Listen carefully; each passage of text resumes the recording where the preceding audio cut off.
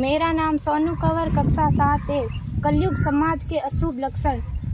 कुटुंब कम हुआ, संबंध कम हुआ, प्रेम कम हुआ, मर्यादा कम हुई, लाज लज्जा कम हुई, विनम्रता कम हुई, समर्पण कम हुए, पुस्तक वाचन कम हुआ, खान पान की शुद्धता कम हुई, बाल कम हुए, कपड़े कम हुए, नींद कम हुई, घी मक्खन कम हुआ, पीतल तांबे के बर्तन कम हुए, भाई भाई का प्रेम कम हुआ, सत्य कम हुआ, अतिथि कम हुए, धैर्य कम हुआ, श्रद्धा और विश्वास कम हुआ, बड़ों का सम्मान कम हुआ और भी बहुत कुछ कम हुआ जिससे जीवन सहज था, सरल था। संतान को दोष न दे। बालक या बालिका को इंग्लिश मीडियम में पढ़ाया, अंग्रेजी बोलना सिखाया, बर्थडे और मैरिज एनिवर्सरी जैसे जीवन के शुभ प्रसंगों को अंग्रेजी कल्चर्स के अनुसार जीना ही श्रेष्ठ माना।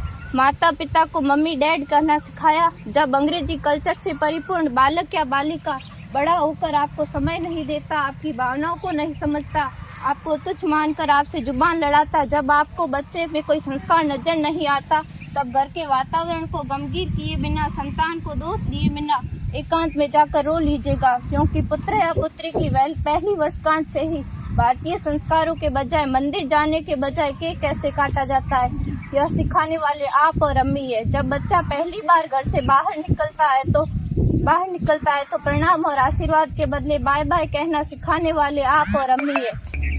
हम परीक्षा देने जाते समय इष्ट देव बड़ों के पैर छूने के बदले बेस्ट ऑफ लक कहकर परीक्षा भवन तक छोड़ने वाले आप और अम्मी है। बालक या बालिका के सफल होने पर घर में परिवार के साथ बैठकर खुशियां मनाने के बदले होटल में पार्टी मनाने की प्रथा को बढ़ावा देने वाले आप और अम्मी है। बालक या बालिका के विवाह के पश्चात कुल देवता देव दर्शन भेजने से पहले हनीमून के लिए फॉरेन टूरिस्ट स्पॉट भेजने की तैयारी करने वाले आप और अम्मी है। ऐसी कई ढेर सारी अंग्रेजी कल्चर्स को हमने जाने अनजाने स्वीकार कर दिया है। अब तो बड़े बुजुर्गों के पैर छूने में भी शर्म आती है। गलती किसकी? मात्र आपके माता और पिता की। अंग्रेजी अंतर्राष्ट्रीय भाषा है से काम का जेतु सीखना है, अच्छी बात है, लेकिन इसकी संस्कृति को अपने जीवन में उतारने की तो कोई बाध्यता नहीं थी।